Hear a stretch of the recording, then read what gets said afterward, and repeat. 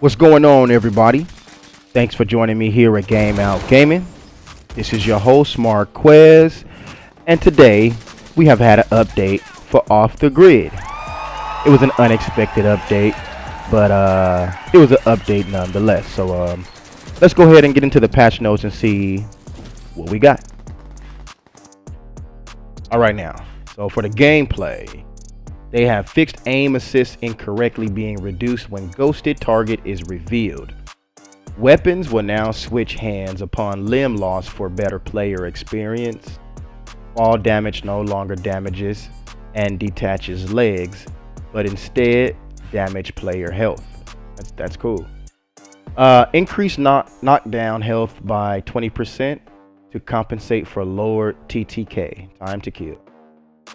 Decreased self-revive time to 6 seconds. It was 7 seconds. They fixed an issue where players were receiving a no internet connection pop-up without any actual internet connection issues. Fixed an issue with the bounty hunt teardrop ops where no targets were assigned after 30 seconds despite targets being available in early and mid-game. I know I've had an issue with that quite a bit. They fixed an issue where cyber limbs would have an abrupt snap animation when switching shoulders. Added a missing sidearm to one of the training loadouts. Let's see. Fixed an issue where loot containers would change colors unexpectedly after opening them. They fixed an issue where the equipped impact junkie mask would appear as another mask when a cap was equipped as well. Fixed several collision texture issues. Now challenges fixes. Daily challenges now provide the intended gun reward. Disable play 3 matches and play 6 matches daily challenges as they overlap with an already existing challenge. Play 2 matches. They've moved Revive 4 teammates to the monthly challenge with the appropriate reward. Gun rewards adjustments. Gun rewards adjustment for in-game or in-match actions, challenges, and match placement. Appropriate placement rewards are now given for all placements between the 1st and 15th. For the cyber limbs, see what we got here. Now for the Ripper, damage reduced from 200 to 100 per hit. Damage has been reduced. Okay, each hit now deals over 100% cyber limb damage, ensuring the enemy arm detaches. When an arm is cut off, the player's primary and secondary weapons no longer drop on the ground and remain with the player. For the maxi gun, I'm gonna have to go and check that out. I haven't played since the update, so I'm gonna go ahead and see what that is. For the maxi gun, bullets now have an explosive effect, making it easier to hit airborne targets. Movement speed during maxi gun use increased by 20%. Maxi gun now instantly stows away when other limbs are used. For example, activating micro missiles cancels maxi gun use. VFX parameters updated. The recon drone updated enemy scan material for better visibility. Clear distinction added between enemies in the open and those behind geometry cover. Improved visibility of scan boundaries in the environment. Carried over paralyzer effect visuals with adjusted coloring. Now for the paralyzer, affected area boundaries are now clearly visible with the sphere effect. Updated snapshot system. 3 illusions now show movement, with the oldest becoming the most transparent. And they've added trail VFX to scanned enemies, making their movement direction easier to track. Trip mines, damage has been reduced from 600 to 550, and they no longer kill enemies in one shot. That's kind of big. No longer kill enemies in one shot. Let's see what that is. Slam Fist fixed a bug where using Slam Fist from the ground would reset upward velocity after the ability finished. And weapon adjustments. Time to kill. TTK has been increased by 10%. On average, this means an extra 1 to 2 bullets to knock a player compared to the previous patch, depending on things like the fire rates of each weapon. Some weapons are not linearly scaling this way, such as shotguns and sniper rifles, which are balanced around their own number of shots to knock settings. Bug fixes. Fixed a bug with the light flashlights on sidearms and SMGs that was causing them to reduce spread. We had intended to remove this functionality from all flashlights before the previous update as part of the spread balancing, and these sneaky attachments were missed somehow, probably because they don't light up. Now, weapon specific changes for the ARs. The Terracon spread has been reduced by 30%, damage fall off range increased by 18%, spread from movement reduced by 7%. The Casper spread reduced by 24%, damage fall off range increased by 14%, spread from movement reduced by 6%. Mavinga spread reduced by 35%, damage fall off range increased by 14%, spread from movement reduced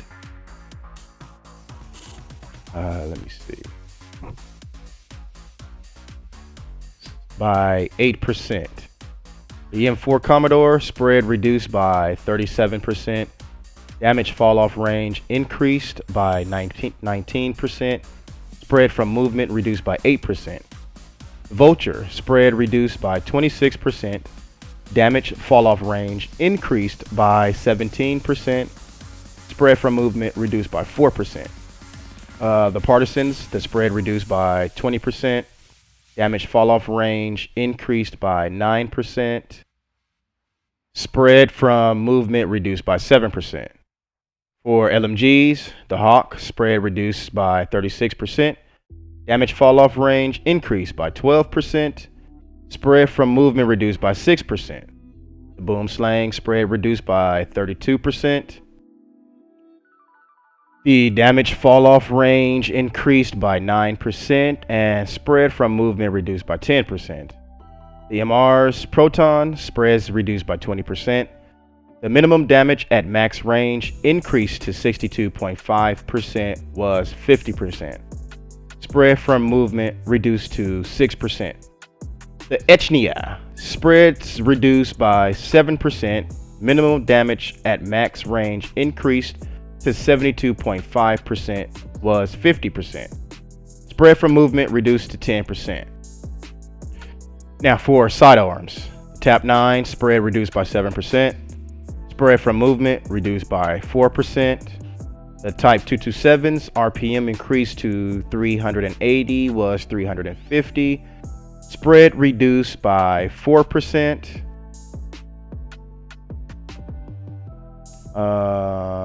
The spread from movement reduced by 4%. The Kelowna spread reduced by 4%. Spread from movement reduced by 10%. For the shotguns, the Squall spread reduced by 6%. Flinzer is now 2 shots to knock only if every single pellet hits the target. Spread is increased by 10%. Spread from movement reduced by 20%. The Influencer damage fall off range reduced by 14%. Spread increased by 10%, and spread cooldown speed per shot increased by 6%. The SMG's AZV-100 spread reduced by 35%. Spread cooldown speed per shot reduced by 6%. The Tacoma spread reduced by 12%. The Kite spread reduced by 7%, and spread cooldown speed per shot decreased by 12.5%. The Woodpecker spread reduced by 5%. Spread cooldown speed per shot increased by 7%. The Kochi's RPM increased to 720 was 700, and the spread reduced by 8%.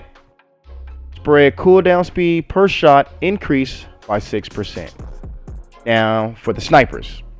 Reverted an inadvertent change that prevented the piercer from one-shotting people at distances over 150 meters with a fully charged headshot. Weapons fixed an issue that caused the FPV scopes to bounce upon activating Roadrunners. Progressive loadouts will now provide shotgun ammo from stage 4.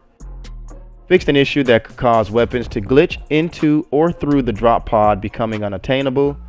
Fixed an issue where the camera position snapped away from its actual position of aim while the shot direction is blocked using a FPV. The audio. They fixed an issue that prevented cross-platform players from hearing each other after creating a squad via recent squads.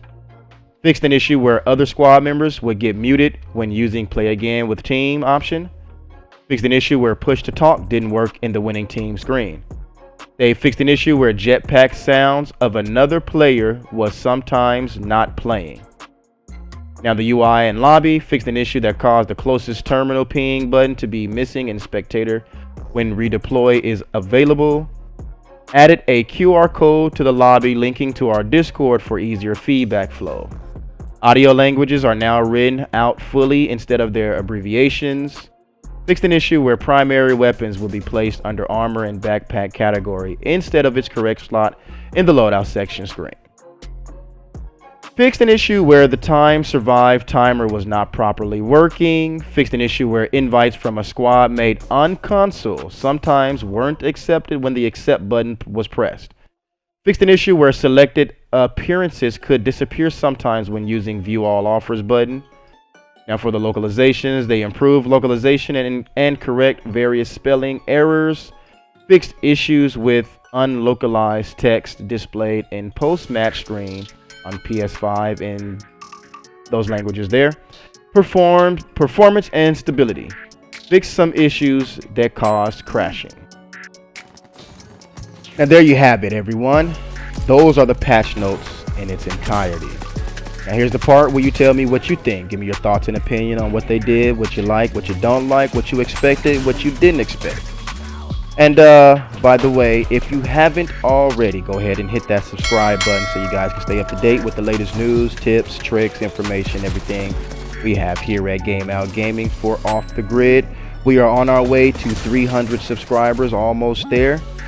That's the end of the month goal. So go ahead and join the community. Also, get the description, in the description of this video, get the Discord.